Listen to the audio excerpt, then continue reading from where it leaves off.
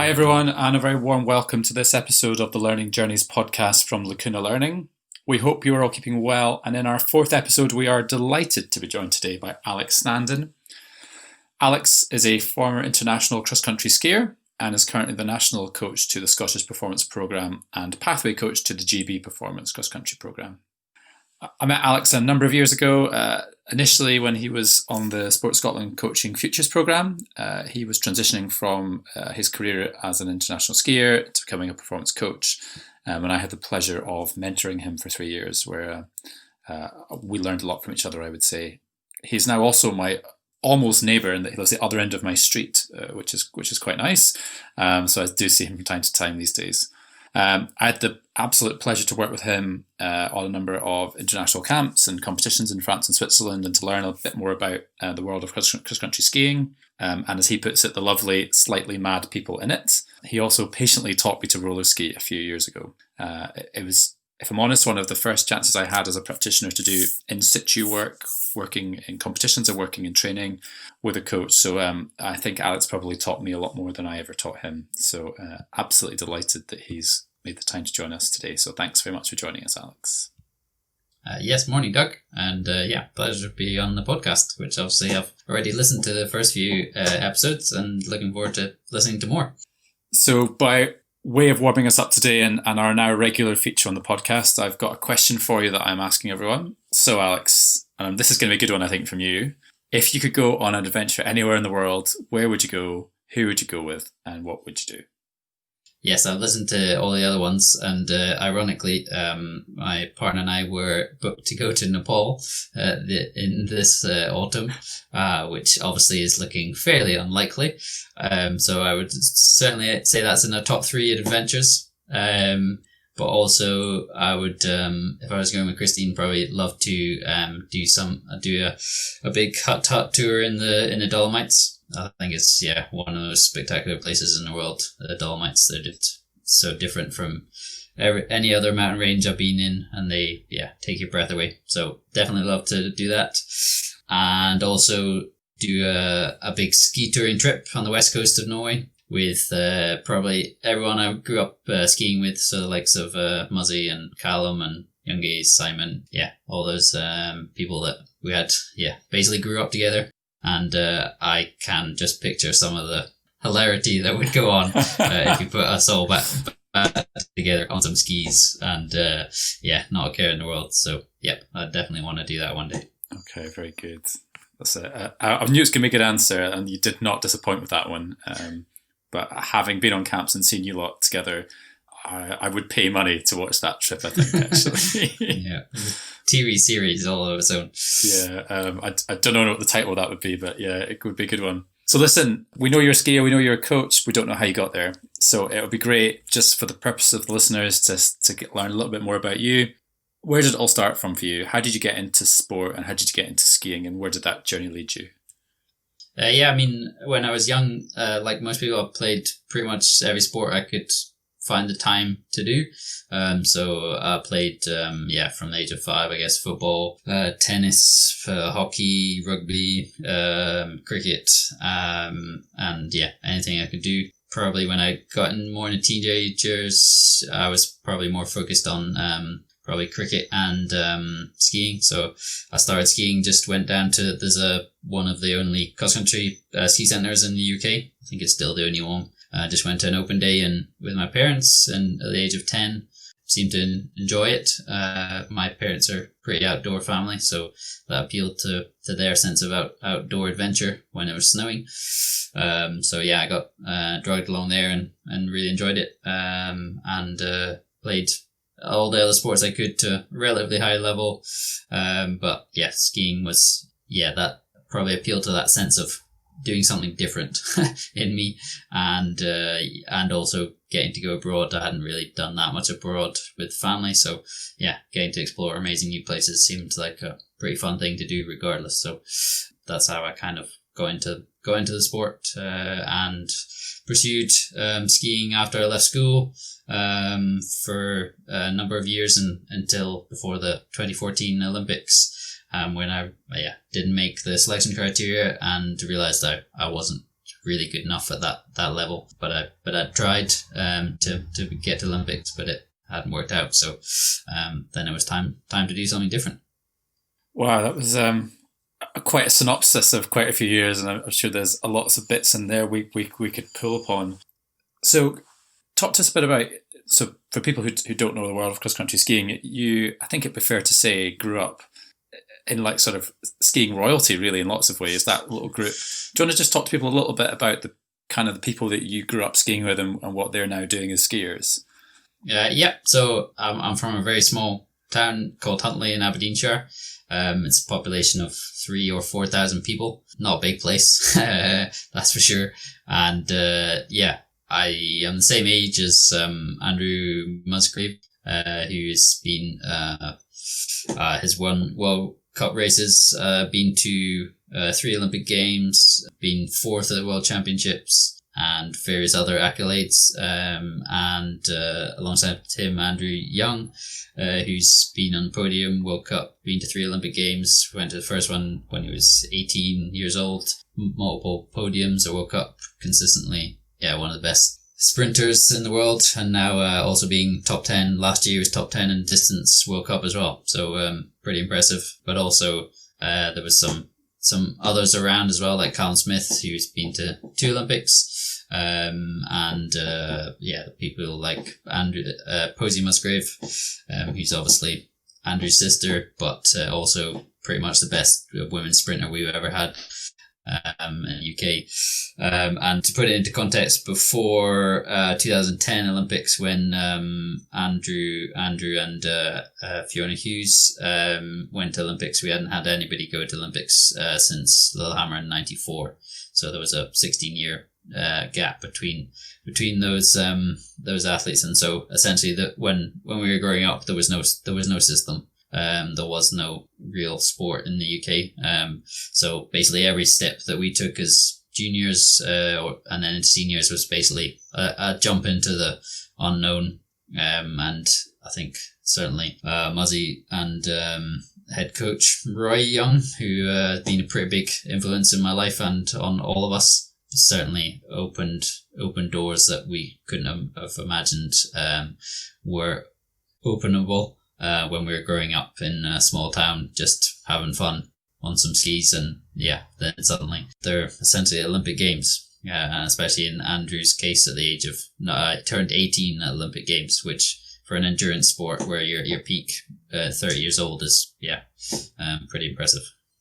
Yeah, I'm really interested in that. But one of my observations when I had the privilege to come out with the British Nordic program was this real sense of community, this like almost sense of family that you guys have, and it's not uncommon to have like 14-year-olds just new into training and stuff like that, training next to guys who've been to 2 Olympic Games. That's really common in your sport, and that just doesn't happen in many other places. It's quite special. I suppose what's really interesting about getting to know you is that generally what we hear about are people who go on to the Olympic Games and go on to achieve all the success. And almost the people that were part of that community that helped them to get as good as they got, we don't really hear a lot about them. So it's really nice to meet you and go, well, yeah, he didn't go on to the Olympic Games, but actually he took a different route, but he was really instrumental in those guys achieving what they've done. So you mentioned that going into 2014 didn't meet the Olympic selection criteria.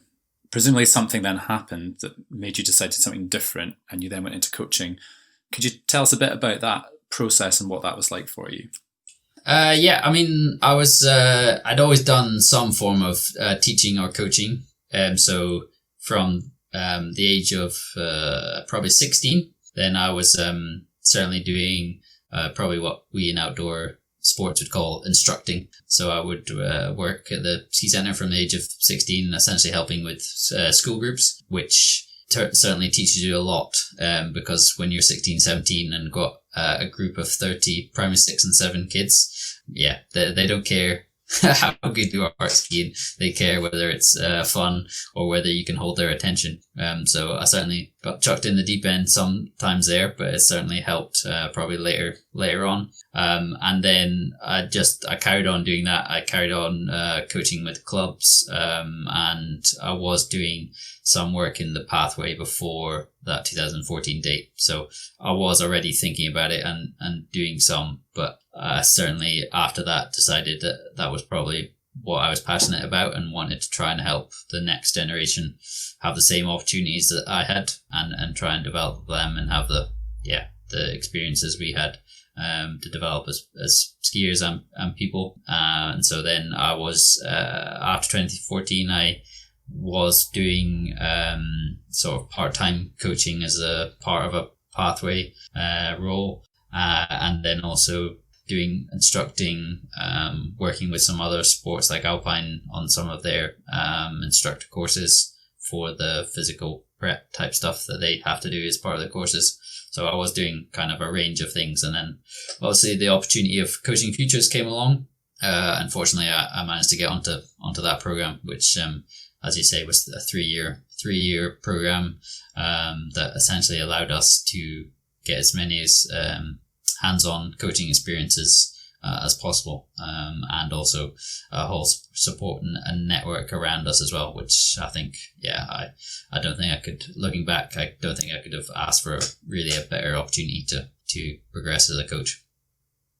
Yeah, and I suppose that is kind of where our relationship began, and it was a real privilege actually to watch you guys growing, moving on as people as well as coaches, and just seeing the evolution of you guys as practitioners in your own right. It was just really, really wonderful. Now, one of the things I suppose that has always struck me with your journey is obviously you grew up with this really closely knit group of people who are still competing at incredibly high levels. You then went off, and I would say you very much did your apprenticeship. And Lynn would be applauding you for going off and teaching kids and getting some scars and learning what that's about. And, it's certainly what he talked about as well when he was on. Just that's really valuable time and really learning your craft. So I suppose you got off and you were beginning to learn your craft, and then you found yourself at the coalface, at World Cup races, at camps and so on. No longer Alex the skier, one of the guys, one of the group. You're now the coach. What was that like, and how did you cope with that transition? It was quite difficult for me, especially there's no hiding place when you've known them since you were 10 years old. So I think that was certainly, it was more difficult for me because I understood that I needed to do a really good job for them, not just because I needed to do a good job, but because I cared about how they did, probably a lot more than if I just come in as a coach from the outside. But I think I sometimes got the balance wrong between being a coach and also being their friends. So sometimes I would be too much of a coach, and sometimes I'd be too much of a friend. So I tried to target certain areas where I thought I could have an influence and that they would take on board what I was saying. So I wouldn't pretend that I knew better than them in certain areas, partly because at that stage I probably didn't. So there was no point in trying to pretend that I did. So certainly some of the video feedback and technical elements, I thought I could at least present them with areas that I thought they could be better at. So I tried to use that, and also in that competition environment, understanding how they liked to prepare and the things that they would like to be in place, and making sure that any systems made their life as smooth as possible, having understood that as an athlete and how big an impact that can be. So I think in that area, they probably didn't always necessarily see what we were doing, but hopefully it had an impact. But yeah, I would say there's times I would have said I did a good job of being a coach in that environment, and sometimes I would have said, I didn't have as big an impact as I would have liked. It's a really interesting one, and I'd say it's almost ubiquitous around the world that, very often coaches have been previous athletes in the sport and then they come into that environment.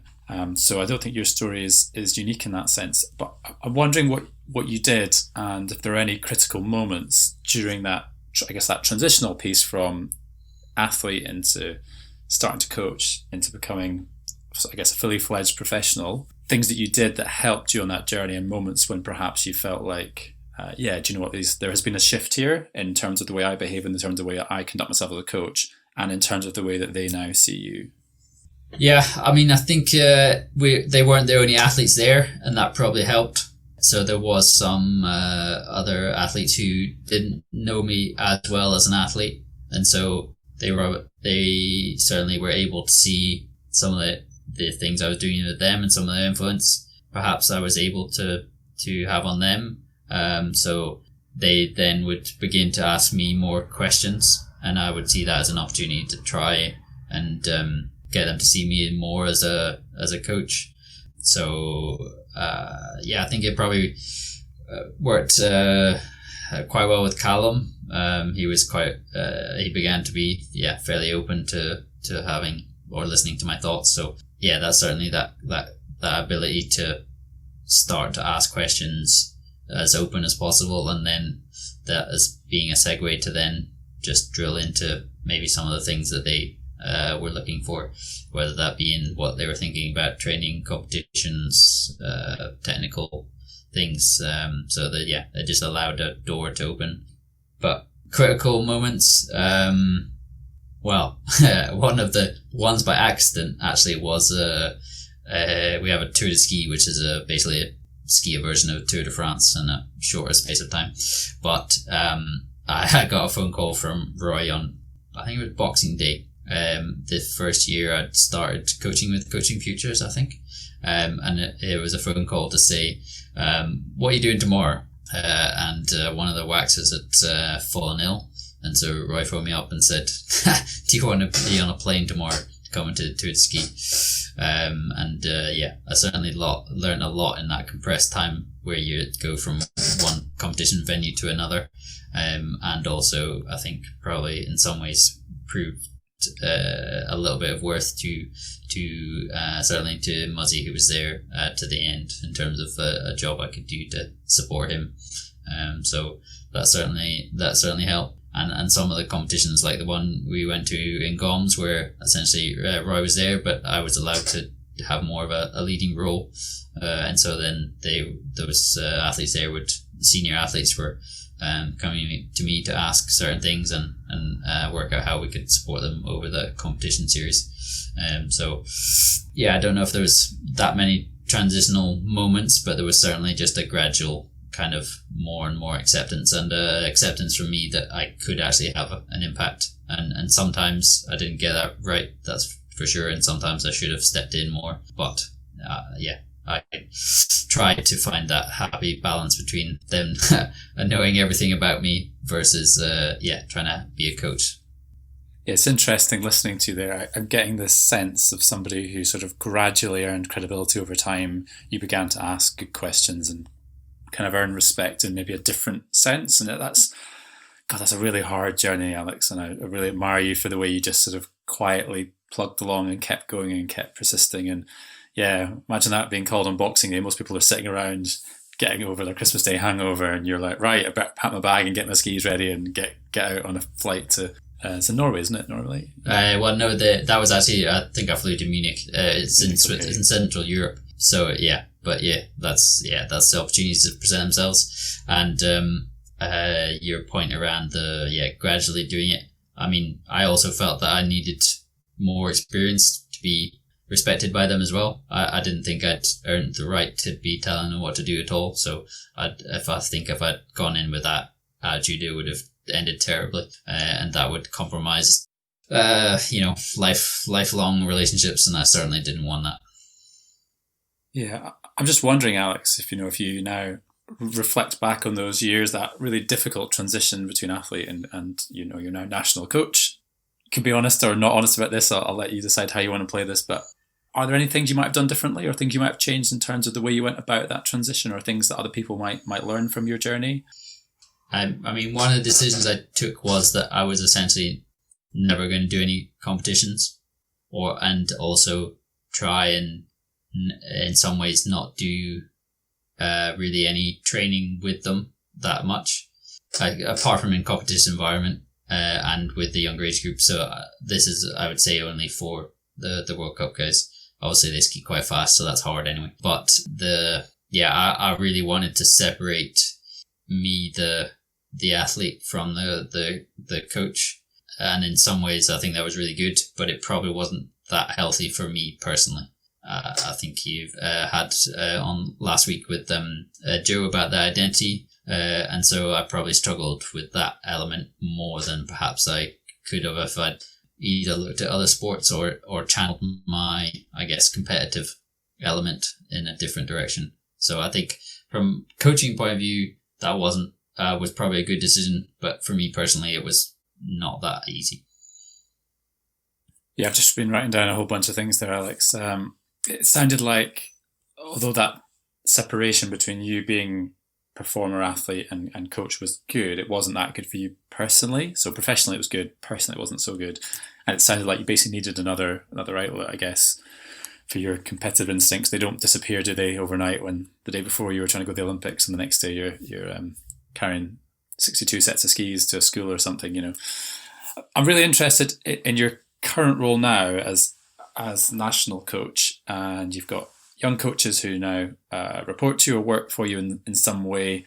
How do you go about, because I got this really lovely sense with you that you developed you as a coach, your own way of doing things, your own style, your own sense, and I sense that Roy really gave you that freedom to do that. How do you go about kind of instilling that in the coaches that now work for you? How do you support them in terms of their journeys?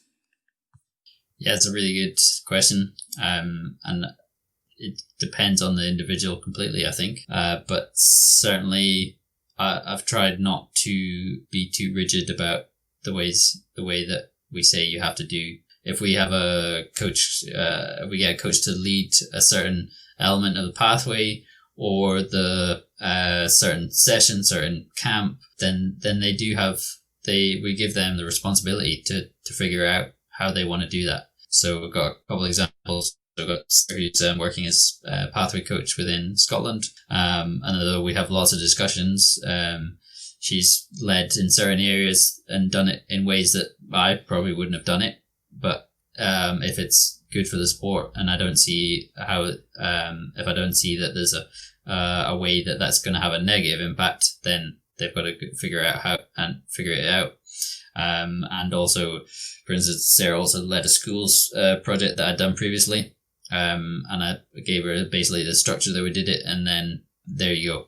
And she learned massively from it, partly because, as we talked about those school groups, the kids don't care how much experience you do or don't have, or what strategies you're going to use. They care whether you can give them a good time and make it fun, whether they can learn something. So yeah, for example, she figured out that the boxes that we carry the equipment in to take to the schools, they act as like a perfect stabilizer. And they love playing with them. Like you could have relay races when they're not really that confident on the roller skis yet, that they just push the boxes around and they love it. But I'd never came up with that. So yeah, allowing that freedom is, I think, quite important, and just making sure you check in with them. So yeah, we had a coach run a pathway entry session. I phoned them up and seeing how I already knew from Sarah how she thought the session going, but getting their perspective and understanding how they thought the athletes were and how they're progressing and what they were thinking they needed to work on. So it's understanding that they'll have different journeys and trying to signpost them to things that they may be interested in trying to investigate themselves. But I haven't as yet say you must do it this way, unless it's a procedure thing that we have to do to protect anyone. Thanks, Alex. There's a lot in there. People listening at home, I encourage you just to rewind that back 2 minutes and listen to everything you just said again, probably, because it was pretty rich. I suppose one of the things I noticed about your journey was that you were given that space and that freedom to become who you wanted to be and who you needed to be. And it sounds that you've now recognised that that's what you got, and that was really valuable, and that perhaps you should give people the same opportunity. So giving people the space to figure stuff out for themselves. And I just that was really great.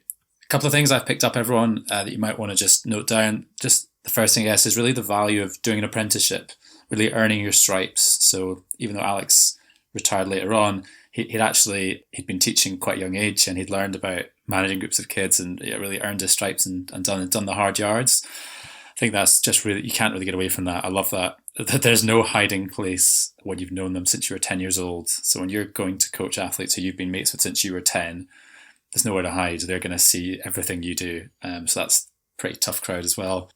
And I got this really, really great sense from you, Alex, of just earning your credibility over time and just being patient and asking questions and seeing where you could add value, rather than jumping in and saying, I'm the coach now, let me show you how it's going to be. It's just taking that time, being patient with it. I thought it was really great. And there's that last thing here around, we've just talked about, that giving people the chance to figure out stuff for themselves. I thought that was just really great, and a really great lesson for lots of head coaches out there. It's a big step from being coach to being a head coach, looking after other people and trying not to create mini-me's out there. And then the last thing you said that was brilliant, which is that kids don't care how much you know, they care how good an experience you can give them. That's certainly been my experience. They don't really care how good you are or how much you know. They want to push boxes around the track, don't they? Yeah, exactly. I mean, quite a good example is actually one of the kids who's getting into skiing that Sarah was helping a session with. Then he just a light bulb moment where he figured out that Sarah was Andrew Young's sister, and he was like, "Oh, you're Andrew's sister," and she was like, "Yeah," and then he was like, "Oh," and then just carried on as though. Although if us as older people or teenagers with a bit more knowledge of the sport would understand, that's basically one of the best skiers Britain has ever produced, and therefore if they've been a sister, we should probably potentially respect what they care. But this 12, 13-year-old, well, no, I'll carry on and we're carrying on with doing this skiing that we're doing. No, I don't care whether you might know the whole world about skiing or not. I want to know about what we're doing right now. Yeah, good. Awesome. Listen, Alex, people will want to know more about you now, I think. Now they've heard a bit about your journey and your reflections and thoughts as a coach. But where can we keep a track of you? Where can we find out what you're up to and hear your thoughts and reflections and so on? I have a Twitter, Alex Standen 23, I think, and the same on Instagram. Or if people want to email me, it's very simple email address of alex@snowsportscotland.org, which is fairly easy to remember. Very good. Yeah. It's funny, it's modern world, and actually quite a lot of our guests have given out email addresses because people still like a good email, don't they? Yeah. Alex, thank you so much. We've known each other for quite a few years now. We've certainly had a few giggles over the years, and working with you has enabled me to go to some amazing places and really think about my practice as well. So thank you so much for those opportunities, but also thanks for agreeing to come and talk to us today. I'll share in the description, guys, where you can follow Alex on Twitter and Insta. Do pick up on some of those things that he said. Have a listen back if there's things that he said you want to just reflect on and make sense of. Keep an eye out for future podcasts, and obviously hit subscribe to make sure that you don't miss out. And at the moment, everyone, please stay safe.